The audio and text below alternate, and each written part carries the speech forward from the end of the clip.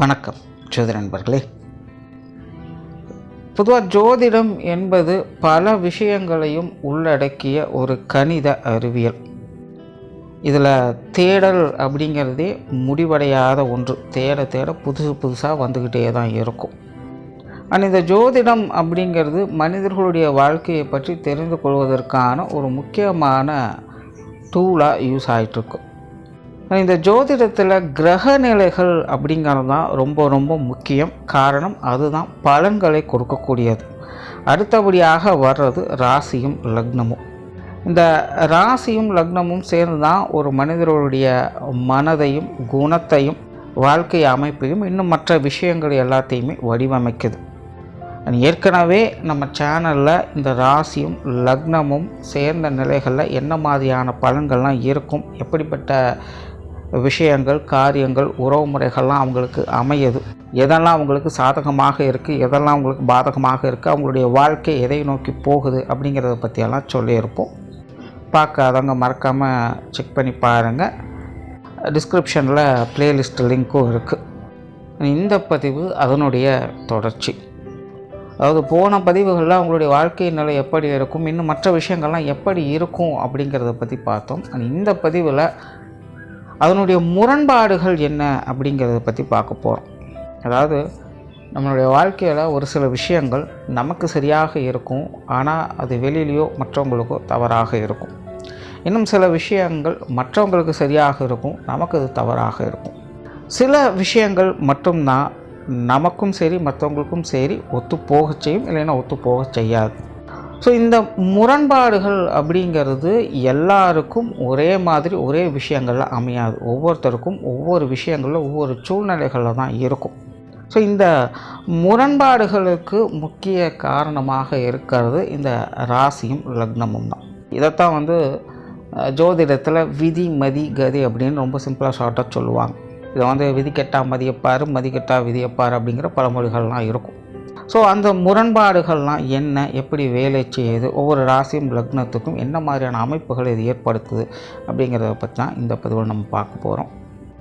தொடர்ச்சியாக எல்லா ராசி லக்ன காம்பினேஷன்களுக்கும் வீடியோ கண்டிப்பாக போடுவோம். ஸோ சேனலை சப்ஸ்கிரைப் பண்ணாங்க, சப்ஸ்கிரைப் பண்ணி வச்சுக்காங்க. வீடியோ பிடிச்சிருந்தா லைக் பண்ணுங்கள், மற்றவங்களுக்கும் ஷேர் பண்ணுங்கள், என்ன பிடிச்சிருக்குங்கிறத கமெண்ட் பண்ணுங்கள். கன்னி ராசி ரிஷப லக்னம். இந்த கன்னி ராசி ரிஷப லக்னம் அப்படிங்கிறது ரொம்பவுமே ஒரு எளிமையான ராசி லக்ன காம்பினேஷன் அப்படின்னு சொல்லலாம். எதையுமே ரொம்ப பெருசாலாம் காம்ப்ளிகேட் பண்ணிக்க மாட்டாங்க. ரொம்பவுமே சிம்பிளான ஆட்கள் தான். மனசு போல் வாழக்கூடியவங்க அப்படின்னு இவங்கள சொல்லலாம். எப்போவுமே திருப்தியாக இருக்கணும், சந்தோஷமாக இருக்கணும் அப்படின்னு நினைக்கக்கூடியவங்க. ஆசை உணர்வுகள் அப்படிங்கிறது இவங்களுக்கு அதிகம் உண்டு. அதே போல் கூச்ச சுபாவம் அப்படிங்கிறது இவங்ககிட்ட அதிகமாக இருக்கும். இவங்களாக அவ்வளோ சீக்கிரம் யாரையுமே வெறுத்து ஒதுக்க மாட்டாங்க. எல்லாரையுமே அன்பால் அரவணைக்கக்கூடியவங்க இந்த கன்னி ராசி ரிஷப லக்னக்காரங்க. இந்த பேச்சுக்கு கூட இவங்களெல்லாம் கோபக்காரங்க அப்படின்னலாம் சொல்லவே முடியாது. இந்த செல்லமாக கோவப்படுறது, உரிமையாக கோவப்படுறது அப்படின்னு சொல்லுவாங்க. அந்த மாதிரியான இயல்பு தான் இவங்ககிட்ட அதிகமாக இருக்கும். இவங்க ரொம்ப சிம்பிளான ஃப்ளெக்சிபிளான க்யூட்டான ஆட்கள் அப்படின்னு சொல்லலாம்.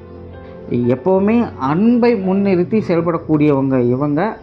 இருக்கிறதுலே இவங்க தான் ரொம்ப சென்டிமெண்ட்டான ஆட்களும் கூட. ஸோ இவங்களுக்கான முரண்பாடுகள் அப்படின்னு பார்த்திங்கன்னா பழமொழியே இருக்குது இல்லையா, நல்லதுக்கு காலம் இல்லை அப்படின்னு. அப்படி தான் இவங்களுடைய மனம் அப்படிங்கிறது ரொம்பவுமே மென்மையானது, இரக்க குணம் கொண்டது, அன்பை வெளிப்படுத்தக்கூடியது. ஆனால் இவங்களை சுற்றி இருக்கக்கூடியவங்க அவங்களுடைய சுயலாபத்துக்காக இவங்களை பயன்படுத்திப்பாங்க.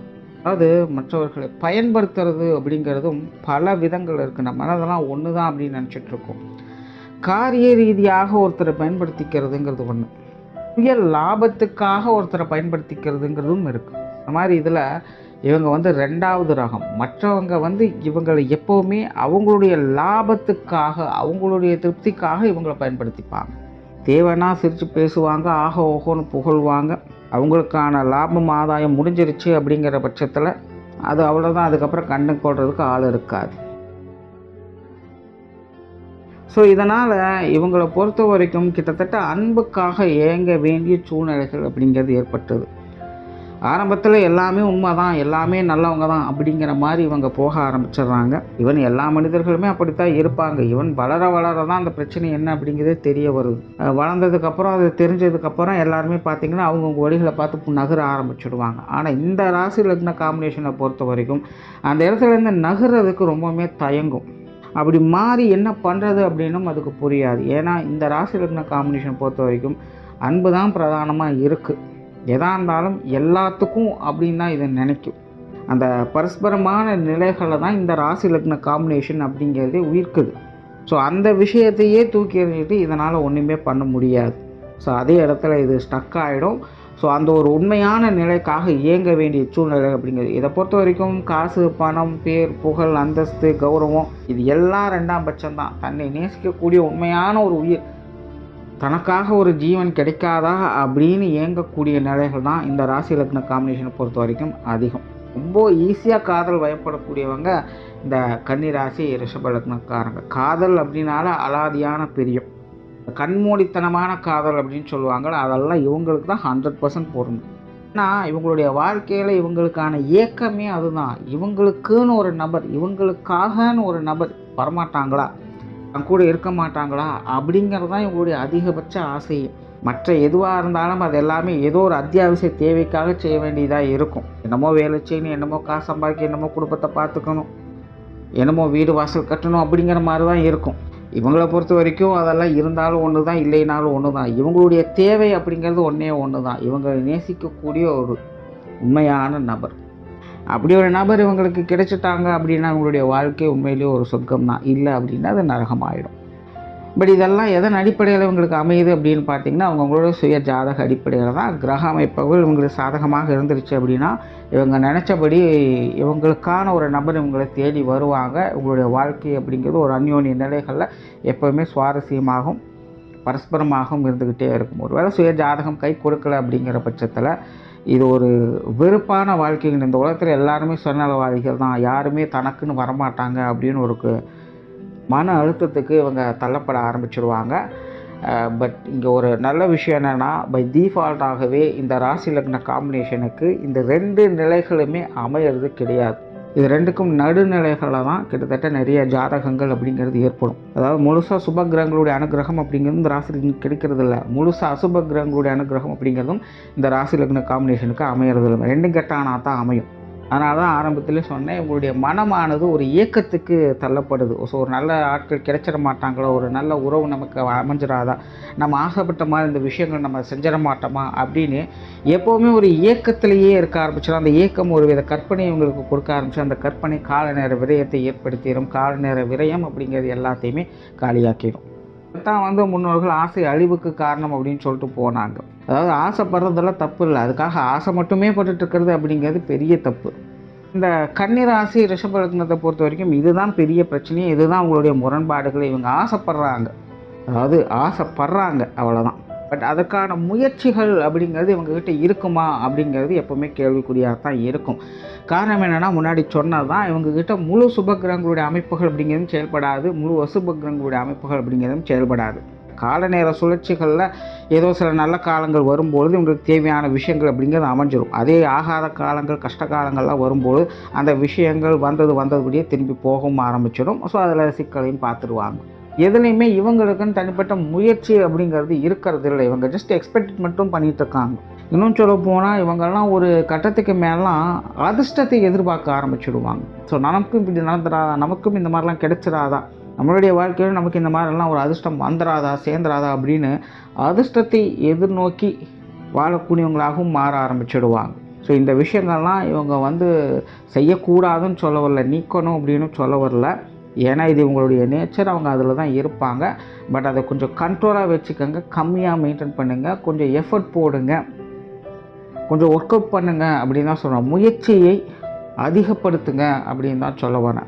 ஏன்னா அதுதான் உங்களுடைய முரண்பாடுகள். அதாவது எக்ஸ்பெக்டேஷன் அப்படிங்கிறது இருந்துக்கிட்டே இருக்கும், ஆனால் அதுக்கு ஏற்ற அளவுக்கு இவங்க அந்த விஷயத்தை ட்ரை பண்ணணும் இல்லையா, அது லேக் ஆகிட்டே இருக்கும். ஆனால் இவங்களை பொறுத்த வரைக்கும் போய் கேட்டிங்கன்னா நான் ட்ரை பண்ணிகிட்டு இருக்கேன் அப்படின்னு தான் சொல்லுவாங்க. கவனிக்க வேண்டியது ஆசை கண்ணை மறைக்கும் அப்படிங்கிறத இவங்க புரிஞ்சுக்கணும். ஆனால் புரிஞ்சுக்க விடாமல் அந்த கால நேரங்கள், இந்த கிரக அமைப்புகள் இவங்களை தடுக்கும். இவங்களை பொறுத்த வரைக்கும் இவங்க அதுக்காக ட்ரை பண்ணிகிட்டு இருக்காங்க. ஆனால் நிதர்சனத்தில் இவங்க அப்படி கிடையாது, அவங்க சும்மா இருக்காங்க அப்படின்னு தான் அர்த்தம். இந்த வார்த்தை சிலருக்கு கொஞ்சம் சங்கடத்தை கொடுக்கலாம். எப்போவுமே நிஜம்ங்கிறது வேறு, கனவு கற்பனை அப்படிங்கிறது வேறு தான்.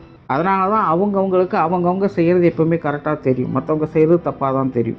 நான் இங்கே பேசுகிறது எல்லாமே கால நேரத்தை பற்றியும் கிரக அமைப்புகளை பற்றி ஜாதக அமைப்புகளை பற்றி மட்டும்தான். இந்த ராசி லக்ன காம்பினேஷனை பொறுத்த வரைக்கும் இதுதான் உங்களுக்கு பெரிய முரண்பாடுகளாக சிக்கல்களாக பிரச்சனைகளாக ஏற்படுறது. அவங்க கண்ணையே அவங்களையே மறைக்க வச்சிருது. இந்த கர்ம பலனெல்லாம் சொல்கிறாங்களா பார்த்தீங்கன்னா, அந்த மாதிரி தான் இதெல்லாம். இந்த ராசி லக்ன காம்பினேஷனை பொறுத்த வரைக்கும் இதுதான் அவங்களுக்கு பெரிய சிக்கலாக ஏற்படுத்துது. சும்மா ஆசைப்பட வச்சு அவங்களை சும்மா உட்கார வச்சிடும். அந்த சக்கரவியூகத்திலேருந்து தப்பிக்கிறது தான் இவங்க கடை தேர்வதற்கான ஒரே வழி. அப்படி இல்லாமல் இவங்க எப்போ போல் இருக்கிறாங்க அப்படிங்கிற பட்சத்தில் அது அவங்களுடைய வாழ்க்கையில் பலவித சிக்கல்களையும், அதாவது மனஸ்தாபங்கள், சிக்கல்கள்னு சொல்ல மாட்டேன், மனஸ்தாபங்கள் ஏக்கங்களை அதிகமாக கொண்டுட்டு வரும். என்ன நம்ம லைஃப் மட்டும் எப்போவுமே எப்படியே இருக்குது, நான் ஆசைப்பட்டது கிடைக்கவே கிடைக்காது, நான் ஆசைப்பட்ட மாதிரி ஒரு வாழ்க்கை நடக்கவே நடக்காதா அப்படின்னு இவங்களே புலம்பிக்கிட்டே இருப்பாங்க. சிம்பிளாக ஒன்று தான் காரணம், இவங்களுடைய ராசி லக்னத்தினுடைய நேச்சர் இதுதான். மற்றபடி இவங்களை குறை சொல்கிறதுக்குள்ள எதுவும் இல்லை. இவங்களுக்கு என்ன இருந்தாலும் சரி, என்ன இல்லைனாலும் சரி, இவங்களே திருப்திகரமாக வச்சுக்கிறதுக்கான ஆப்ஷன் இவங்க கையிலேயே இருக்குது. அதை சரியாக பயன்படுத்திக்கிறது தான் இவங்களுக்கான திறமை. கெரியர் ரிலேட்டடாக பார்க்கும்பொழுது தொழில் வேலை உத்தியோகம் சம்மந்தப்பட்ட விஷயங்களில் எப்போவுமே இவங்க கொஞ்சம் லேக் தான். காரணம் என்னென்னா, எப்போவுமே இவங்களுக்கு விருப்பப்பட்ட விஷயங்கள் மட்டும்தான் இவங்க செயல்படுவாங்க. உங்களுக்கு பிடிக்காத விஷயங்கள் அது எவ்வளோ பெருசாக இருந்தாலும் சரி, எவ்வளோ உயர்ந்ததாக இருந்தாலும் சரி, அதை பற்றிலாம் உங்களுக்கு கவலை இல்லை. அதுவே உங்களுக்கு பிடிச்சிருக்குது அப்படின்னா அது எவ்வளோ மோசமானதாக இருந்தாலும் சரி, எவ்வளோ கீழ்நிலையான விஷயமா இருந்தாலும் சரி, அதை அவங்க செய்ய தயாராக இருப்பாங்க. சிம்பிளாக புரிஞ்சுக்கணும், இவங்க விருப்பப்படி தான் இவங்க செயல்படுவாங்க அப்படிங்கிறது தான் இங்கே பாயிண்ட்டு. அது நல்லது கெட்டது சரி தப்பு மேலே கீழே அப்படின்னாலும் கிடையாது. அதனால் ஒரு சரியான நல்ல விஷயத்தை இவங்க சூஸ் பண்ணிட்டாங்க அப்படின்னா பிரச்சனை கிடையாது. இவங்களுடைய ஜீவன அமைப்பு நல்லபடியாக இருக்கும். இப்படி இல்லை அப்படிங்கிற பட்சத்தில் அவங்களுடைய ஜீவன அமைப்புகள் அது எப்போவுமே சிக்கலை கொடுக்கும். பட் பை நேச்சராக இவங்க ஹார்ட் ஒர்க்கர்ஸ் கிடையாது, ஸ்மார்ட் ஒர்க்கர்ஸும் கிடையாது, ரொட்டீன் ஒர்க்கர்ஸ் தான். இவங்களுக்கு பிடித்த விஷயங்கள் எவ்வளோ மணி நேரம் வேணாலும் எவ்வளோ நாட்கள் வேணாலும் சொன்னீங்கனாலும் இவங்க செஞ்சுக்கிட்டே தான் இருப்பாங்க. கெரியர் ரிலேட்டடாக பார்க்கும்போது இவங்களுடைய விருப்பம் அப்படிங்கிறது அங்கே பிரதானமாக செயல்பட்டுட்டு இருக்குது. அளவுக்கு மீனால் அமிர்தம் நஞ்சு அப்படிங்கிற ஒரு விஷயத்தை கவனத்தில் வச்சுக்கணும். அது இவங்களுடைய விருப்பங்களில் தான் அவங்க பயன்படுத்தணும். ஸோ கெரியர் ரிலேட்டடாக இந்த மாதிரியான உணர்வுபூர்வமான விஷயங்கள் அவங்க கொஞ்சம் கவனமாக பார்த்துக்கணும். என்ன பிரச்சனைனா, இந்த டைம் சரியில்லாத கால நேரங்களில் பார்த்திங்கன்னா இவங்களுக்கு பிடிச்சிருக்கு அப்படின்னு சொல்லிட்டு இவங்க இஷ்டப்படி ஏதாவது ஒரு விஷயங்கள் இறங்குவாங்க. ஆரம்பத்தில் பார்த்திங்கன்னா அது ஆக ஒவ்வொன்று போகிற மாதிரி தெரியும். ஆனால் பின்னாடி பார்த்திங்கன்னா பெரிய ஒரு குழியாக வெட்டி வச்சுருக்கும். வேறு வழியே இல்லாமல் புதக்குழுவில் விலக வேண்டிய சூழ்நிலைகள் அப்படிங்கிறது இருக்கும். யாரோ ஒருத்தங்க இவங்களை ஏமாற்றிட்டு போயிடுவாங்க. குறிப்பாக இந்த பார்ட்னர்ஷிப் சார்ந்த விஷயங்கள்லாம் இவங்களுக்கு இந்த டைம் சரியில்லாத காலகட்டங்களில் ஒத்தே வராது. நான் முன்னாடியே சொன்னேன், மற்றவங்க இவங்ககிட்டேருந்து லாப ஆதாயங்கள் கிடைக்கிற வரைக்கும் தான் இருப்பாங்க. அது கிடைச்சிருச்சு அப்படின்னா கிளம்பி போயிட்டே இருப்பாங்க. அவங்ககிட்ட இந்த கருணை இறக்கமெல்லாம் எதிர்பார்க்கவே முடியாது சில நேரத்துலலாம். ஸோ அதனால் மற்றவங்களால் ஏமாற்றப்படுறது, ஏமாந்து போகிறது, இந்த மாதிரியான விஷயங்கள் கெரியர் ரிலேட்டடாகவும் இவங்களுக்கு உண்டு. குறிப்பாக இந்த ஆகாத காலங்கள் போதாத காலகட்டங்கள்லாம். ஸோ இந்த தொழில் வேலை உத்தியோகம் சார்ந்த விஷயங்கள் ரொம்ப சென்டிமெண்ட்டாக இருக்கிறது, என் இஷ்டப்படி மட்டும்தான் செய்வேன் அப்படிங்கிற விஷயங்கள்லாம் ஒரு தடவைக்கு 10 தடவை ஆலோசனை பண்ணி கொஞ்சம் நிதர்சன வாழ்க்கையோடு ஒப்பிட்டு செயல்பட்டிங்கன்னா தான் உங்களுக்கு நன்மை. பொருளாதாரம் சார்ந்த விஷயங்கள் இது உங்களுக்கு ஓரளவுக்கு தான் நன்மையை கொடுக்கும். மற்றவங்க மூலியமாக தான் இவங்களுக்கு இந்த விஷயங்கள் சகாயம் அப்படிங்கிறது இருக்குது. அதுக்கும் ரீசன் அதே தான், இவங்க விருப்பப்படி எல்லாத்தையும் செயல்பட்டு இருக்கிறதுனால இந்த சரியான கால நேரம் அப்படிங்கிறது உங்களுக்கு ஒத்து வர்றதில்லை. டைம் கிடைக்கும்போது அந்த டைமை விட்டுடுவாங்க. கால நேரங்கள் நல்லா அவங்களுக்கு ஒர்க் அவுட் ஆகிற டைமில் இவங்க கூட இருக்கிறவங்களுடைய சப்போர்ட் மூலமாக இவங்களுடைய ஜீவன அமைப்புகளாகட்டும் இவங்களுடைய பொருளாதார அமைப்புகளாகட்டும் நல்ல டெவலப்மெண்ட் கொடுக்கும். சில காலகட்டங்கள் இவங்களுடைய வாழ்க்கையில் இந்த பொருளாதார அமைப்புகள் அப்படிங்கிறது மற்றவங்க பொறாமைப்படக்கூடிய வகையில் கட்டாயம் அமையும். அப்படி அமையக்கூடிய காலத்தில் வரக்கூடிய அந்த பொருளாதார நிலைகளை சேமிப்பை அதிகப்படுத்துங்க. இந்த மாதிரியான அமைப்புகள் அப்படிங்கிறது ரொம்ப நாளைக்கெல்லாம் இருக்காது, ஒரு குறிப்பிட்ட காலத்துக்கு மட்டும்தான் இருக்கும். ஸோ அந்த ஒரு பொருளாதார நிலை தான் உங்களுடைய வாழ்க்கை மொத்தத்துக்கும் உதவியாக இருக்க போகுது. அதை சரியாக பயன்படுத்திக்கோங்க. ஸோ தனிப்பட்ட முறையில் பொருளாதார நிலைகளை ஊக்குவிக்கிறது அப்படிங்கிறது இந்த ராசி லக்ன காம்பினேஷனை பொறுத்த வரைக்கும் கொஞ்சம் கஷ்டம். ஆனால் அதுவே கூட இருக்கிறவங்களோட, ஏன்னா இவங்க முன்னாடியே சொன்னேன், இவங்களுக்கு ஆதரவாக இவங்களுக்கு உண்மையாக ஒரு உறவு மனிதர்கள் கிடைச்சிட்டாங்க அப்படின்னா உங்களுடைய வாழ்க்கை சிறப்பானதாக மாறும். அது உங்களுடைய பொருளாதார நிலைக்கும் பொருந்தும். அப்படிப்பட்ட மனிதர்களோடு சேர்ந்து சில காலகட்டங்களுக்கும் கண்டிப்பாக பொருளாதார நிலை உயர்த்துவாங்க. அதை அவங்க சரியாக பயன்படுத்திக்கிட்டாங்கன்னா உங்களுடைய பொருளாதார நிலை அப்படிங்கிறது நல்லபடியாக இருக்கும். இந்த சொத்து சுகங்களை பொறுத்த வரைக்கும் கிட்டத்தட்ட அதுவும் அப்படி தான். பை ஜென்ரலாகவே இந்த கல்வி வித்தை சம்மந்தப்பட்ட விஷயங்கள் கொஞ்சம் வீக்காக தான் இருப்பாங்க. இந்த மாதிரியான விஷயங்கள்லாம் பெருசாக இவங்க நாட்டம் செலுத்துறது கிடையாது. ஓரளவுக்கு நல்லபடியாக இருக்கும்.